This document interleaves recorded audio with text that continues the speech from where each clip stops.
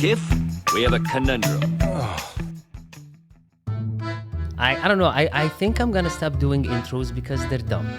Hello. I thought you were going to read welcome. my resume or something. Yeah, this is Ross, and he's a comedian, and blah blah blah. I don't even get a last name. I'm no. Wait, what is your last name? Ross Copeland. Hello. First time I've met you today. This is the first time. This is how I like to keep it. Like I like to keep it with the mystery, getting the guest that I talk to every week. We talk every for week. At least an hour. Yeah, we talk about for at least an hour every week for, I don't know, going on a year maybe. More now. More longer right? than a year? Yeah. Okay. He knows all my deepest insecurities. Which is why he's on Even this the ones podcast. I don't freely give on stage, which is most of them. So most of the public, if you've been to any of my shows, you've seen most of my insecurities, but you've seen the ones that even my stand-up audiences don't get to see. I've seen the ones that your journal sees. Yeah, which right. is the very fear of somebody knowing what's inside your journal. I was at an open mic just a few days ago, and I'm helping set up the chairs, and I throw my notebook on the front chair, and the front flops open. And my buddy looked at it, he just happened to glance at it, and I go. And I made a joke. I'm like, "You want any of that material?" He goes, "I just read the first line, which was, I'm so afraid of." And then he goes, "I stopped reading." I go, "Yeah, it's probably better." That's the first few lines of my thing. So that is my biggest fear. Like I don't know why, and it's not a rational fear. But the only reason I'm not journaling right now is that there is anxiety that I have while I'm journaling. Yeah. That what will this look like Sure. when someone else reads it? Yeah. So a lot of times I try to make the font on my phone small as possible so that if anybody looks at my gigantic screen, Yeah. is not able to read the dumb little notes I put to myself. Yeah, I put footnotes in my notebook. Yeah. At the bottom, just to say to any future reader who's stumbling upon this, this is me just exploring something. It may be completely politically incorrect or sexist or I'm not. This isn't exactly what I think. Yeah. I'm just.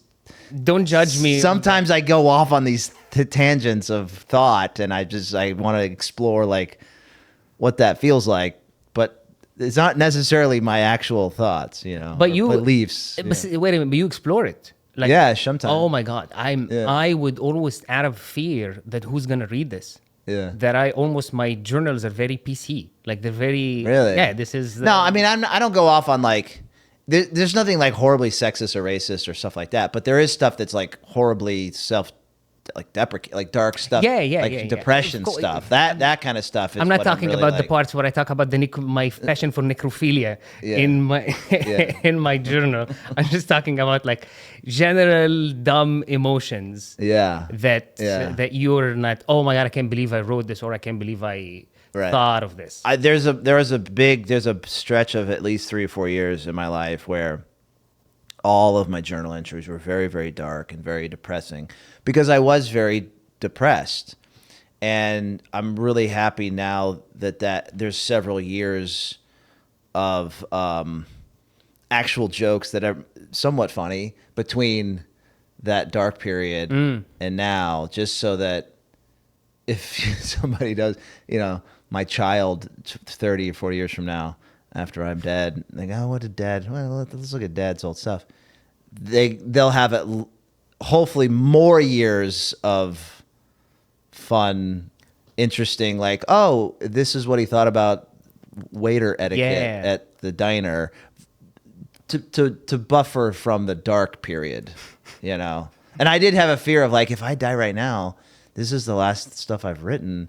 It's they're really gonna dark, read. Yeah. You have to end on a high note. Yeah. The fact that you have that passion or that desire to write this journal, so that one day your kids will be very interested in your ego. Right. That they want to learn about it. That's why I brought this up. Yeah. And I have the same exact impulse when I'm writing my journals, when I'm collecting tiny little memorabilias from my life. Oh, this was from Qatar. This was the first time somebody gave me. But I still have this. I moved continents with this memory. Right. And Ramdas, Ramdas. Yeah.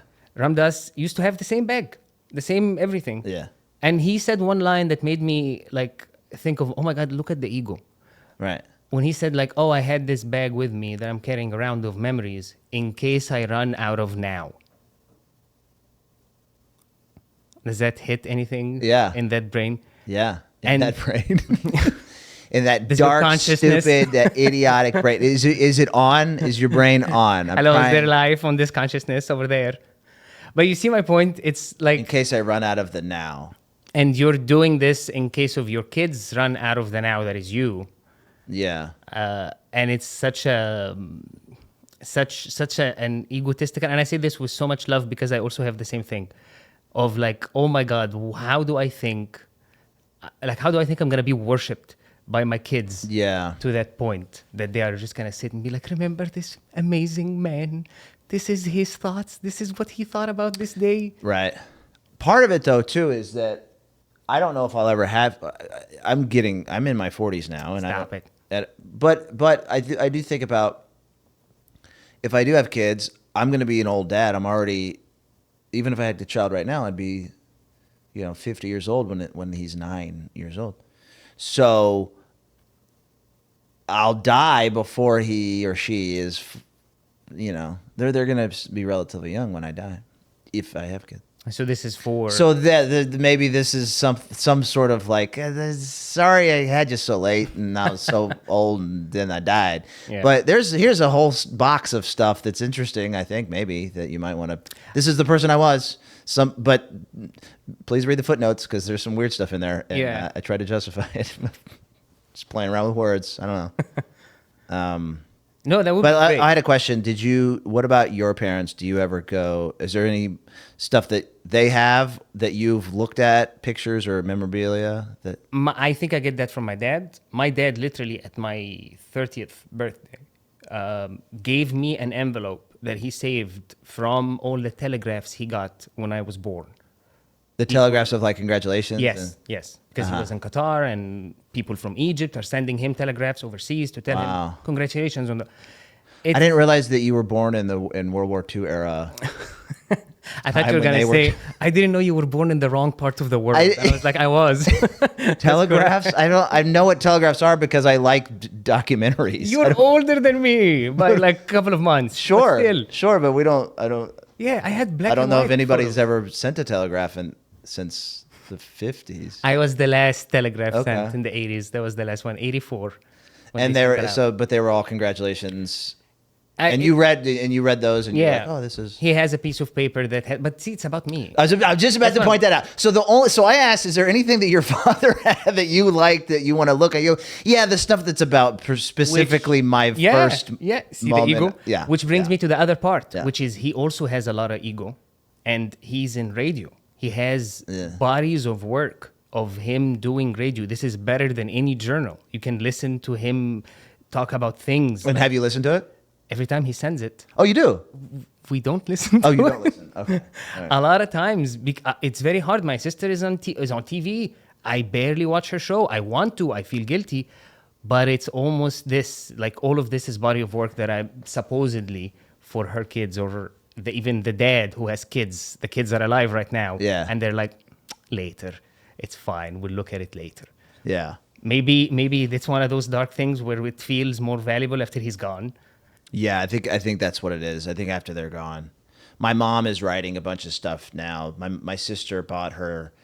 It's some sort of like program where they send you a prompt every week, like a journal entry, essay entry type deal, and they send it to you like once a week or a couple times a month for like a year. And so then you enter the thing, and then the company compiles it all, and then at the end of the thing, they put it in a book and they send it to you. So my mom's really proud of it, and she's been working on it for a while.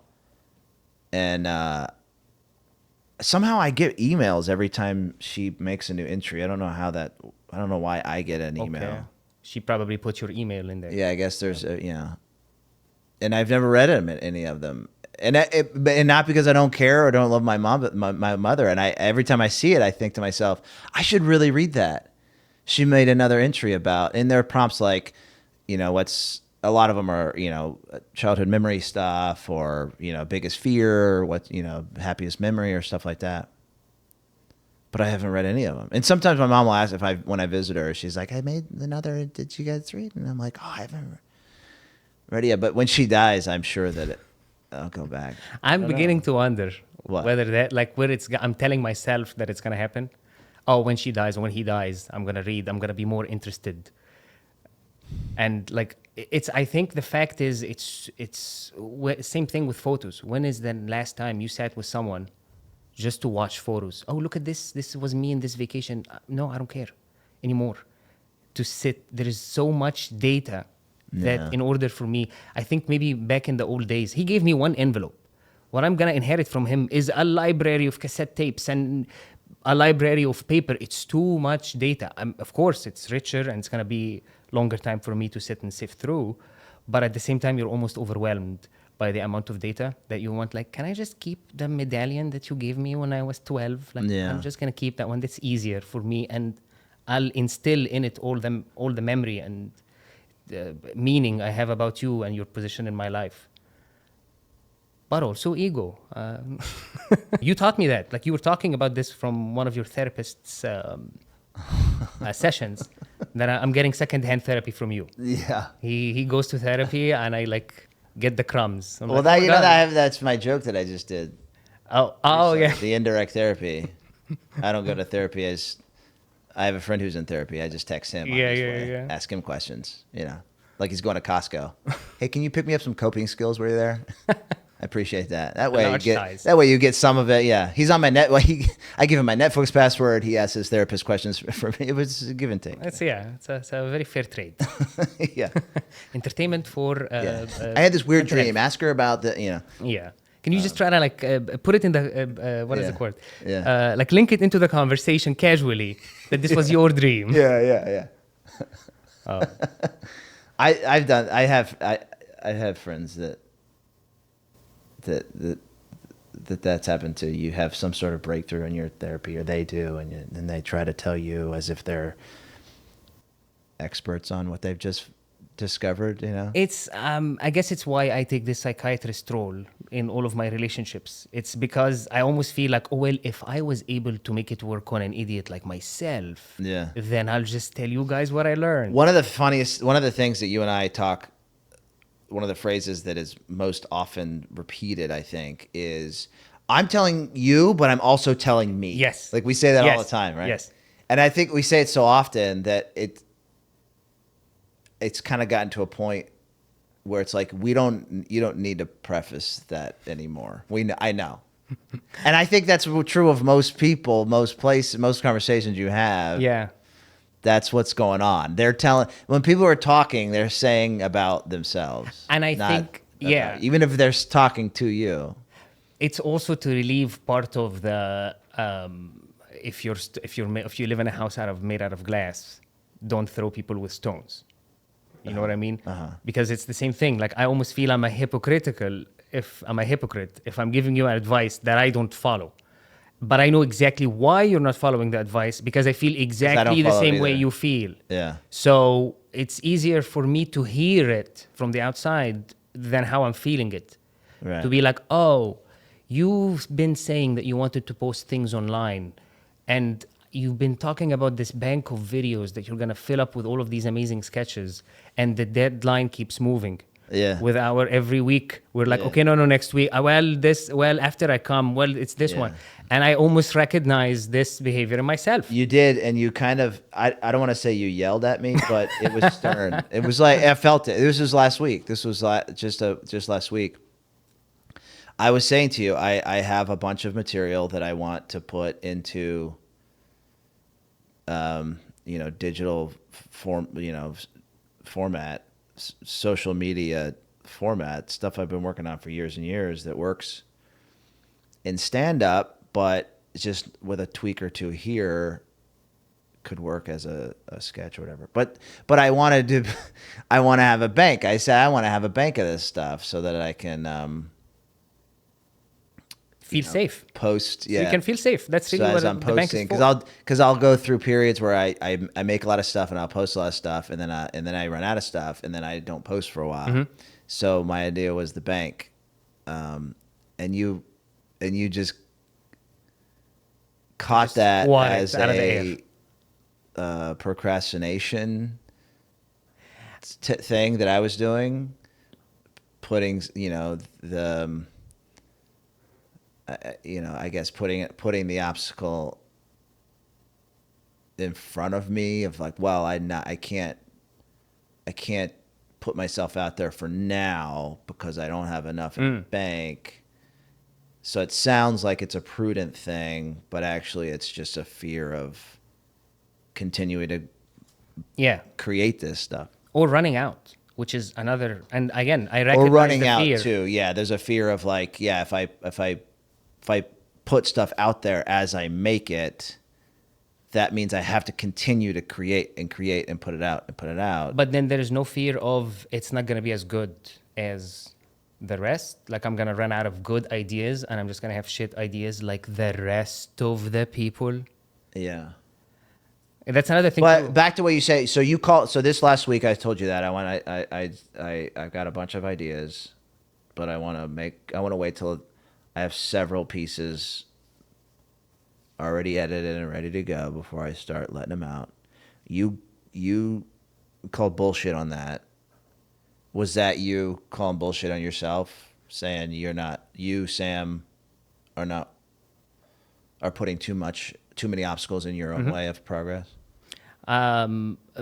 Both. I recognize the same fear that you have, and like almost in our way of thinking about comedy, there is this illusion that we're gonna reinvent the wheel. Like somehow we're gonna come with the only unique ideas that existed that no one else thought of, which is a great, again, ego, but it's a great place to start. But I think over time it becomes you realize that the bar is really too low. When you go, I went to a show yesterday with people and I was sitting there with my mouth open to what people are actually laughing at. I don't mean to sound better than everyone else, but it was the disparity between what I thought people would laugh at and what I think I'm creating over here in this secret lab that is going to make these amazing jokes. When you see people laughing at way simpler stuff than what I thought, you'd realize that I'm overcomplicating this. And my recent experience was when I tried, I have to create something also. I have been behind as well. And when I wanted to create something, I came up with this Uber show that was going to be an anthology, audio-only show with sound effects and blah, blah, blah. And yeah, it's going to be amazing. Oh, I'm going to be the only one doing this. But that's a lot of work. Yeah. And you've been a witness in me doing a 2-minute sketch that's been on the 4 weeks now. Right. To just figure out the right pitches and the right images. And right. So the timing of the changing of each image. Yeah. So I recognized immediately how, look at how our brains are making us create all of these complex scenarios to avoid the tiger. The tiger is right there. You just have to go play with the tiger. But you're like, well, let me just go build this amazing armor that is going to withstand me. No, it's going to be fine. A lot of people do it. No, I want to be different. I want to tackle the tiger in a different way. So again, almost the same train of thought in my head. I heard from you the result of my thinking. Well, I need a bank. So I was like, oh no, I know this. I need to squat this out of existence because, and also a part of it was, and again, I say this with love, I'm bored. I heard this goal 7 times. You're bored of my goals? There's a part of it that is like, well, you said the bank is going to grow. I'm like, okay, I'm bored. You said bank. Where is this bank? Enough with the fucking bank. Either I see some banknotes right here or shut the fuck up. That's funny. I appreciated your frustration. It was felt in a motivating way. I got done early what I wanted to get done that week. I saw, and it looked great. Yeah. The clip finally came out with a weird white line that we're going to talk about later. And you did the same thing to me, that dumb Uber sketch. Yeah. When you showed me, like, I finally finished it, and I was ready, done. I was like, nope, I don't care how perfect or imperfect it is. I finished it. This took 2 weeks to make. Yeah. And you were like, yeah, great, you finished it. That's, and I think you almost recognized that in yourself too, of like, no, it's done. I don't care, it's perfect. I said that to you. You said, I don't know how good it is, or I don't know, you texted it. I don't know if I can even tell at this point because I've looked at it so much, something like that. And then I said to you, like, just for now, for tonight, just celebrate the fact that you did it and it's done, and you can move on to something else.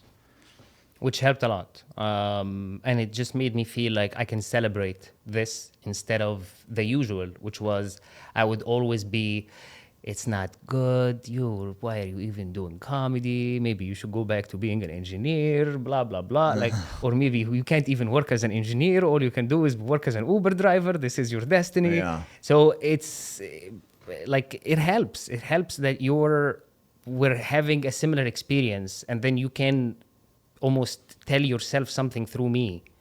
And the act of you telling, because like you said, I'm glad it helped you, but really it helped me. Like, me telling you this made me almost tell myself that, yeah, you need the fear of, I need an idea today and I don't have an idea in my bank for me to shoot something and put it out. Yeah. Instead of, oh, I'm safe here and with my riches of jokes and bits, Right. that I will never just run out and like every day I would bless the audience with one of my amazing gems.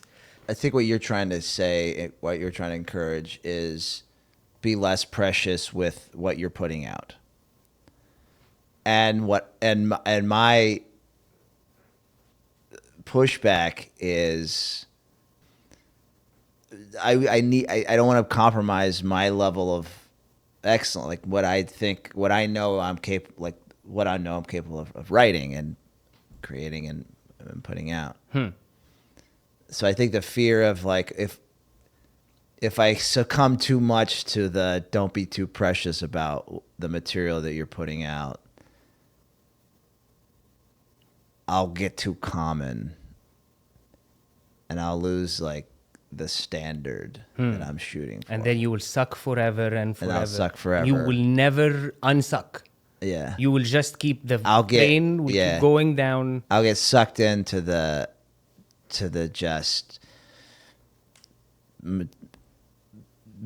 dire like verbal vomit of material of just like, and I'll get the likes and I'll get the things and it'll just. So you'll get the likes and also? my standards will just drop. So, but you're still getting likes. In my fantasy, sure. Oh, so you're sucking and being successful at the same Well, time. you're not getting, maybe not. You're not getting, I think you're like thousands of likes. afraid that you're gonna sink below your standard. Yeah. Of Right. Okay, let me play devil's advocate right now. Yeah. But your standard is been already exposed to the public, and it does that didn't mean? catch fire. Like your standard that you're putting out here. You've released plenty, put it out. and you're still nobody. So Where is the famous we standard? understand where your standard is. Maybe we should question that standard now. Like, what are we talking about? I appreciate that. Thanks for that. That was humbling. There's a phase now that I'm in where it's just telling you that, well, probably maybe if you're not getting where you want, maybe you need to make changes. And I'm not just saying this on you. I'm just saying, actually, this is coming from in your personality, your personal reality. Your personality creates your personal reality in a way. All right. So it's from that, realizing that, well, maybe in order for me to be a successful comedian, it's not going to happen when I'm sitting on the couch.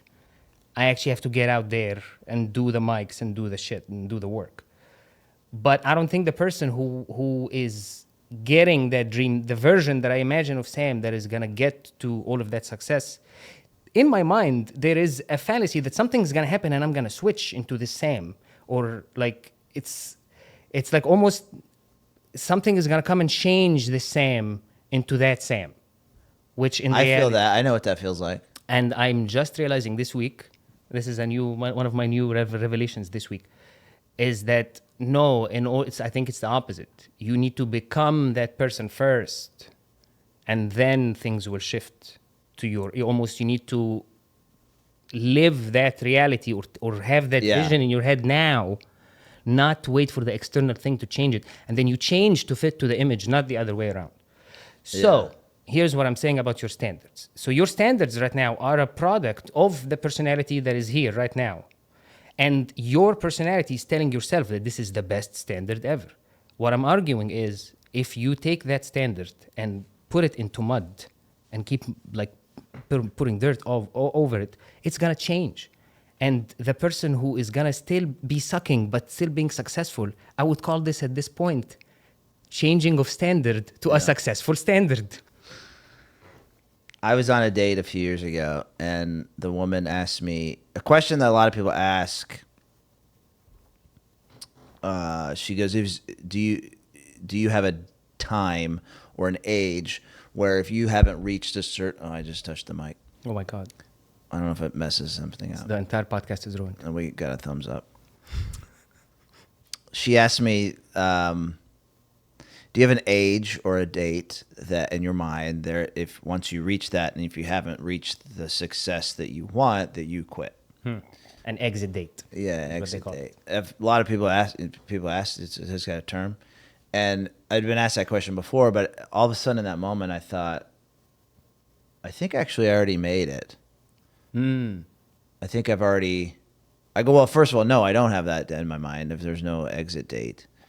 But also, I think I've already made it because I'm already doing all the things I really want to be doing. I'm just not doing them at the level that I want to be doing them. I write pretty much every day. I get up in the morning, drink coffee, and I write jokes every day. And I go out and I tell jokes pretty much every night. A lot of that's open mics, and a lot of it's bar mics, bar shows, and one-nighters here and there. I'm not paid regular at big clubs, which is my goal. But from bird's eye view, it looks like the activities I'm doing every day are what I want to. I've already reached that level of what I want. You at least reach it habitually. Yeah, I live in Los Angeles, which Yeah. that was a really, that moved out here 9 years ago. That was a big step. All of my friends are comedians. All of my entire social network is really funny comedians, really talented people. I'm surrounded by really funny, talented people. I write comedy every day. I do comedy every night. I'm lucky to have a day job that allows me to do all those things, and I freelance, so the hours are flexible enough that I can, make my own schedule and make it like perfectly fit what I need. So I think I already kind of made it. I'm just not doing it at the level that I'd like to do it, but that's all like, I guess like gradient of, you know what I mean? Like I'm already in the thing. It's just not as big as I want it. It's the thing is, and the thing in general is infinite. There is infinite levels of success that you are going to be below every single time on the ladder. Yeah. I just heard Camille Nonjani. I think I butchered his name. But he had like a movie and went Marvel, and he was just talking about how doing movies is a completely different game than I'm selling out as a stand-up comic. The amount of, he like immediately felt in a different league and like, oh, I can't compete with all of these big fish. People are like, I think his movie, The Big Sick, was coming against some major Marvel movie in the same week, and it's like there is no competition to put my movie next to them. And you'd hear this from all the celebrities. What is his name? Toby, very famous. I forgot his name. McGuire? No. He used to do Toby Keith? Bald musician, wears glasses. Forgot his name. Moby Dick? No. Moby? Moby without the dick. Just Moby. No dicks. I confused him with the whale. You know how that works. Yeah. So Moby was talking about how he finally got to his dream, and he was sitting in Las Vegas in his suite after a sold-out show, and all he can think about is jumping out of the window. Oh. He reached that level that he thought was the happiest happy, and it didn't make him feel happy. I know, but that's so, you hear that so often, but it's so hard to buy that. And because I've heard a lot of people say that they reached the level that they wanted so much for so long, and then they default back to shit. were still not fulfilled. But also, I've heard Mark Maron say the opposite about how getting to a certain level of success has helped to alleviate some of his Of course. shit, Of course. the anxiety and the thing, and not that it completely fixed him and healed him, but I have heard him say it does help. Again, because it's not black and white. It's the same thing of saying like, well, money doesn't buy you happiness, but they said happiness starts at $70,000 a year. So there is a certain range we're talking about. A lot of us comedians are coming from a very low self-esteem, some of us, and the comedy would validate and change part of your character because, wow, now I'm getting on stage and getting laughs. I'm actually not a loser.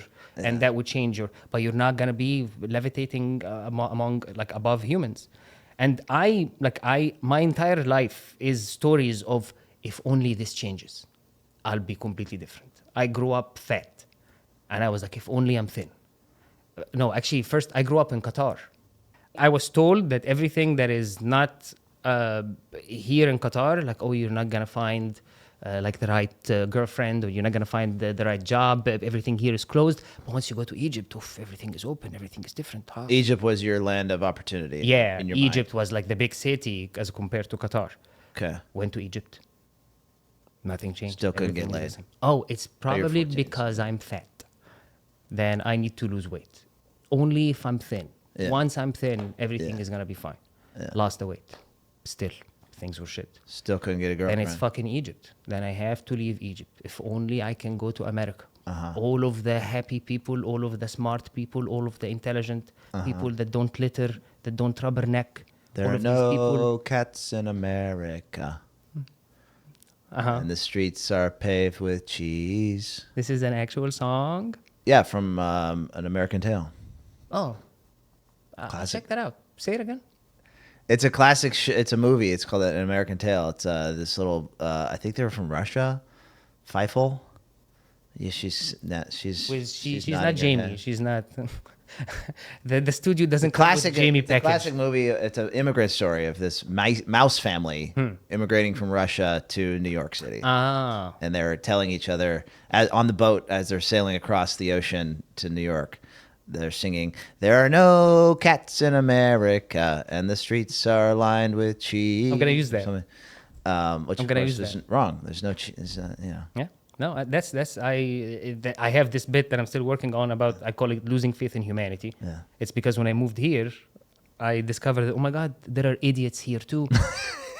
I thought the idiots was an exclusive thing to Egypt and like the Middle East and the Arabs. Right. So, and like immediately I felt like, oh my God, we're all idiots. Right. Like there is no this special I have place. no printing on my T-shirt. Yes, this is I'm a such an- complete idiot. And this is such a long on conversation. the car, to whoever's listening, on the car here, he's made fun of. He said, "You're so American. Your Yeah. shirt has no printing on Nothing on it. I There go, is, which brand is this? How do we know that you're like poor or rich? What are you wearing? You're just wearing like celebrating so the color bland. blue. What is this shit? Yeah. No, you need to see your class. If we can get back to Gucci. me for a second, I think Go that when I had that moment of when I was on that date with that woman who asked me if I had an out date or a quit date, I think that was one of the, like, it was a big moment for me because the first time I remember not indulging in my happiness is over there. If I could just get over there, if I Yeah. could just get to that, I'll have it was one of my first times I'm going, oh, I think I've made it. You know, it was my first time recognizing like the level that I had reached was a pretty cool level. You know, I got more to go, but this one's pretty cool.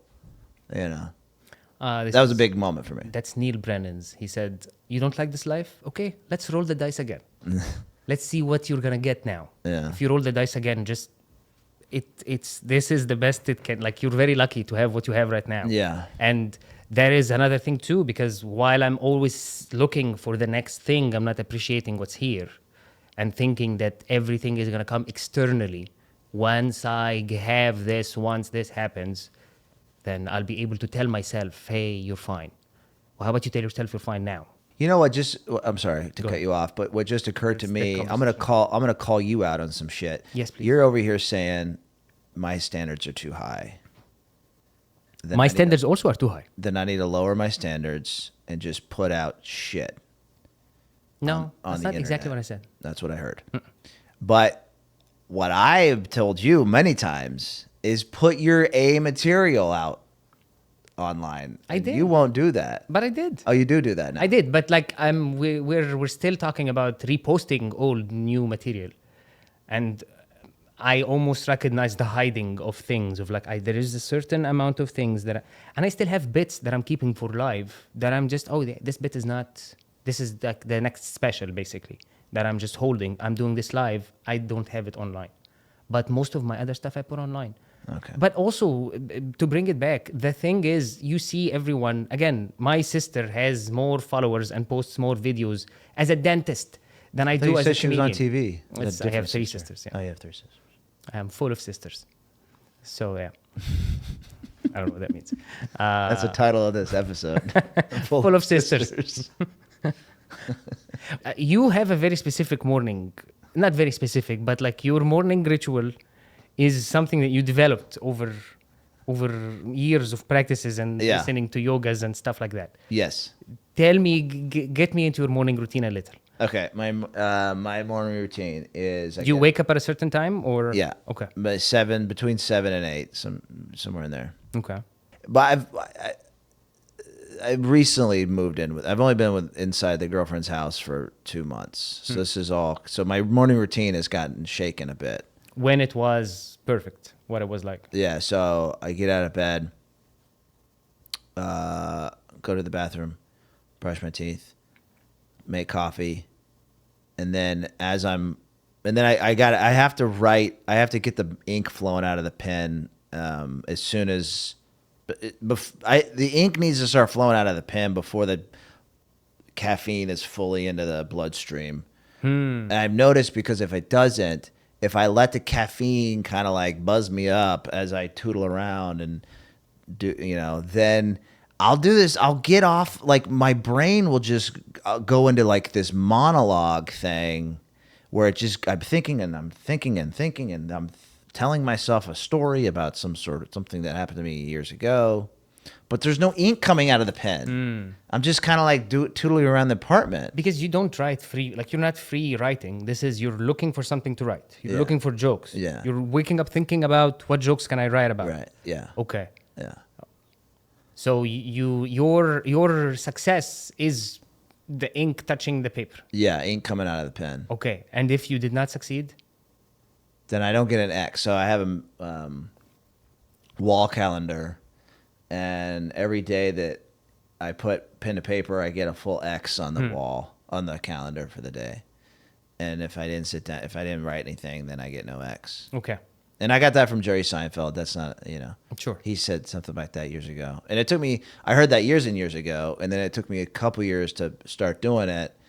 And then now that I do it, I've been doing it for years now. Okay. 6 years. What if you did not write anything during the day, you don't get an X? How is that affecting your day? You feel fine? Like, yep, okay, keep going? Or if it happens, if I miss a day every once in a while, it's not a big deal. No, not miss a day. You sat, you opened the shop, you waited for jokes, nothing came. Yeah. How's your mood now? Pretty bad. Really? Yeah. Wow. But I'm working on it. I had that today. I've been in a dry spell lately. The last few weeks I've been writing every morning, and it's mostly, where the fuck are the jokes? This morning I yelled at my brain on paper. Where the fuck are you? I'm here. Work. I showed up. Where are you? You know that story, right? What? About, I can't remember. It was like a famous composer, and he had also been a dry spell. And then one time he was driving, and then suddenly the ideas came to him. Right. And he looked around for a piece of paper. He couldn't find one. So he rolled up the window and yelled. He was like, "Hey, come back another time. Yeah. I'm busy right now." Who said that? I can't remember. But it was a composer. Yeah. Okay.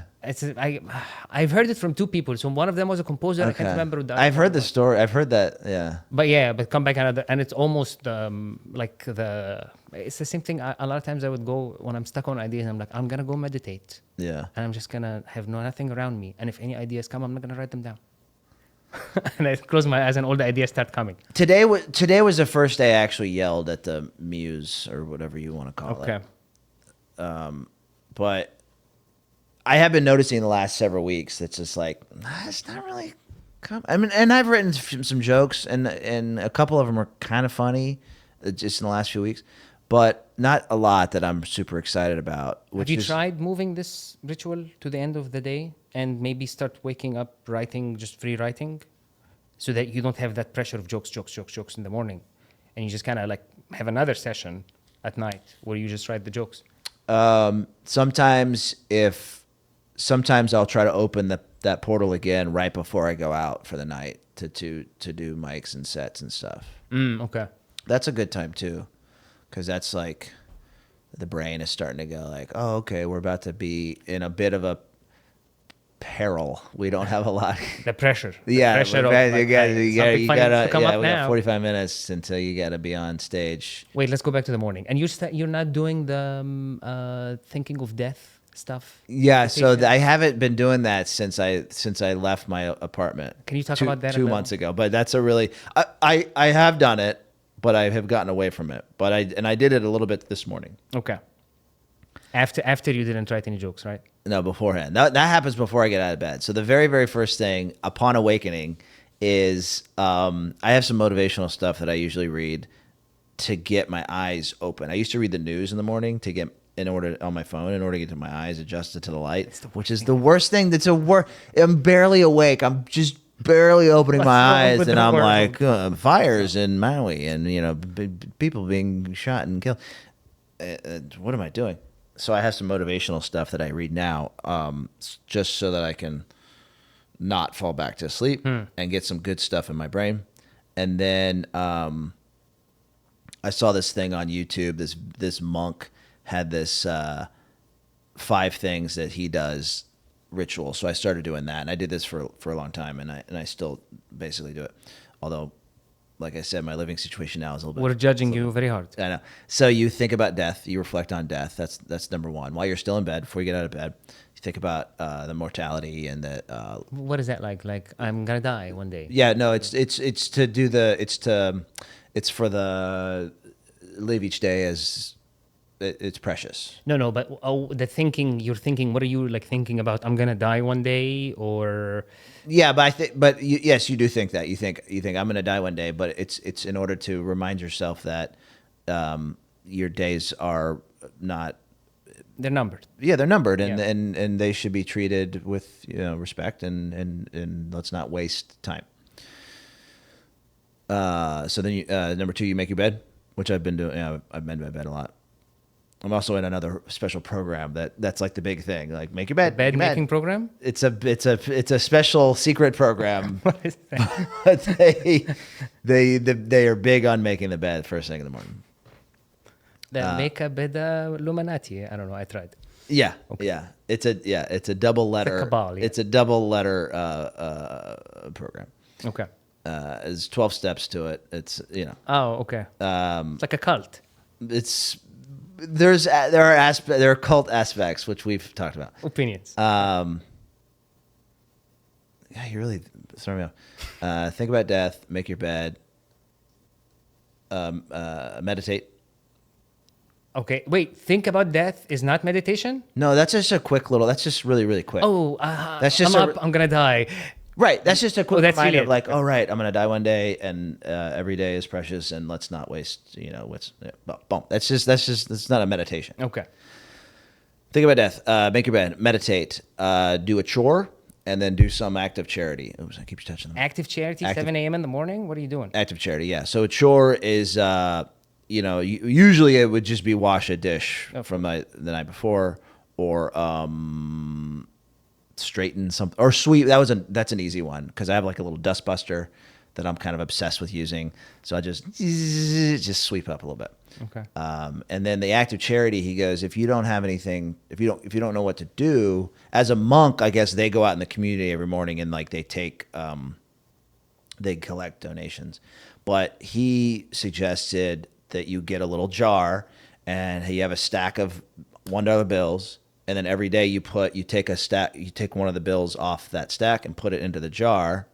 And then once the stack is gone, then you just donate that money. I see. Okay. So I've been doing that Yeah. for a couple of years. I would not have the patience to have the stack of dollars and I will just put them all in the bag No, it's kind of nice. It's and just wake right up there. and look. It's just- See this? I'm gonna donate this one day. yeah, and I have a little wooden Buddha statue that my dad gave me that I put that's like on a shelf, and then the little jar, it's a can. I put it in front of the Buddha. I call it the Buddha can. And then my girlfriend does all these like runs and stuff. She's like triathlons and marathons and stuff. And a lot of times she'll be raising money for some sort of cause. Like the marathon will be attached to some sort of cause. And so she'll go, is there any money in the Buddha can? Because I'm running this race. And I'm just like, it's not an ATM. I'm laughing because your girlfriend sounds gay. Like I don't know why. Yeah, she doesn't sound like that at all. The imitation you make. That's my mom's voice too. My mom, my girlfriend, my sister, they all sound like that when I talk about, and none of them actually sound like that. I've never That's seen a just woman my sound voice. like that. Yeah. So sometimes I have to give. I don't have to, but sometimes I'll give. But I mean, still going, still donating it to charity. It's a No, that's great. charitable I'm organization. gonna do that. It's Yeah. just like you just take $1, you go, don't.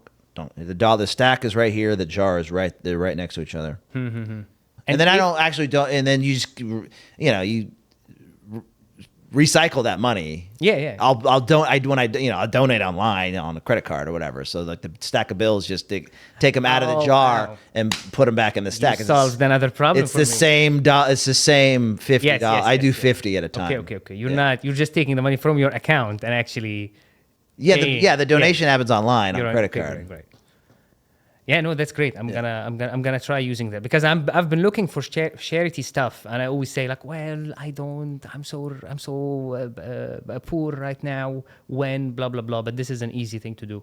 It really, yeah. Part of that special program I'm in that's a big part of it is the service. You don't. When you're serving other people, you're not focused. You can't be focused on yourself. Yeah. It takes you out of self. And so like it's always a pitfall or it's always like a fallacy that you don't have enough. Like, I would give if I had more, if I could give. There's something you can do, and in a way it's necessary to save yourself from your own demons, to get out of your own head. Yeah, that is the worst. Yeah. Like I've been able now lately to catch myself when I'm about to get angry, and like not stop it, but I would start laughing. Right now, every time I feel like I'm about to get angry, I just I try to start laughing, because it just immediately makes it like, oh, a lot of people cut me on the streets, and every time I would make the story of. That was on purpose. This was deliberate. Blah, blah, Right. blah. I've heard you talk about this. Yeah. That person left his apartment today so that he could come cut me off. Yeah. I because it's like almost when it comes at a perfect time, you're like, why would you do that exact move right now to stop me? You're in my way. You're in my way perfectly. Yeah. That it had to be on purpose. You had to have been planning that. Yeah. Or like again, this when somebody like when you're driving not fast, but you're driving whatever speed, and you feel like I'm doing the speed limit, and somebody does 2 miles over the speed limit next to you, and they cut in front of you, you're like, why, do you think you're more important than me? Where do you think you're going? Well, we're all going on the same road. Yeah. And now Your technique is to laugh. I laugh out of catching myself about to go into the program of anger. Like, I'm about to change literally my heart rate. Like, notice it. I notice that my breathing becomes shallow. I'm suddenly in my head. My vision gets narrower. Yeah. And I'm like doom, death, anger. And if I don't notice it, I just keep staying in that energy for a longer time. Yeah, no, I know exactly that feeling, but it never occurred to me to start laughing. That's a great thought. It's been working. It's been almost like, oh, you look at what you're gonna make me do. Yeah. You're gonna make me change my physiology. I'm gonna try. I would love to try that. And it sometimes sound fake and frustrated, but it's like, oh well, this happened. This also happened. Yeah. I'm As trying. an antidote to the anger. It feels like it like when you're in that anger, it feels like somebody injected your blood with anger serum, and you're just. And I don't know if this is a guy thing, but I remember when I was younger, if I show less than what expected anger in society, people think that you're less than.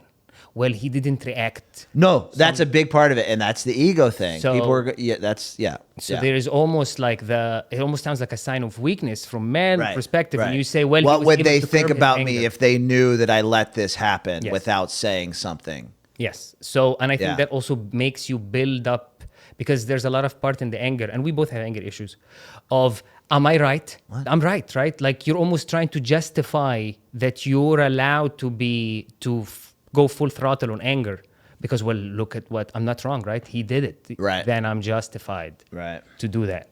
I'm trying to have questions, like questions to end on. So let's see, I'm going to try one on you. Do you have,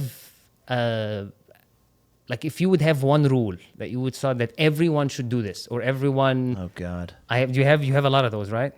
You have one of them that everyone should do. Yeah, something. Don't we all walk around with those? Like one random one for me is, you should wash your hands after you pee. That is a very simple thing that I see people don't do a lot of times, and I just don't understand how that's a thing. It's, again, part of my OCD. You should wash your hands after you pee. Yeah. Yeah. Especially in like public. I don't know. I don't care what you do at home. I thought about this the other day. I think if I could figure out how to really believe in myself, I would be able to do almost anything.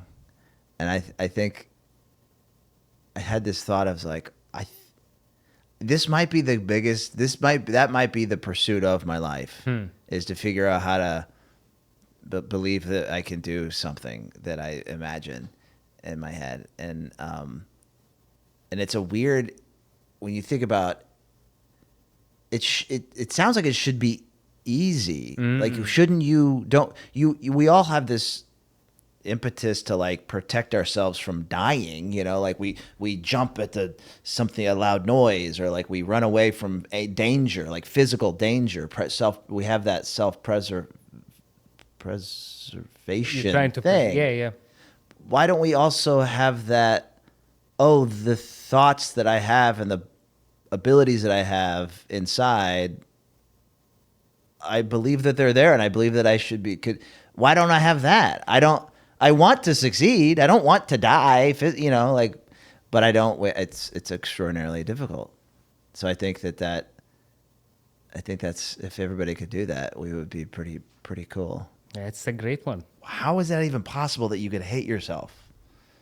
I don't want myself to die. It just is such a weird concept that's even possible. Yet it is extremely possible, and it happens all the time. It's very strange. So your rule is people should love themselves more. That's an amazing one. Yeah. Thank you, Buddha Ross. I don't know. Thank you for being on my episode. All right. And then our signature ending is that we don't have one. So podcast ends. Okay. That's really it. Okay. Thank you, Trina. Bye.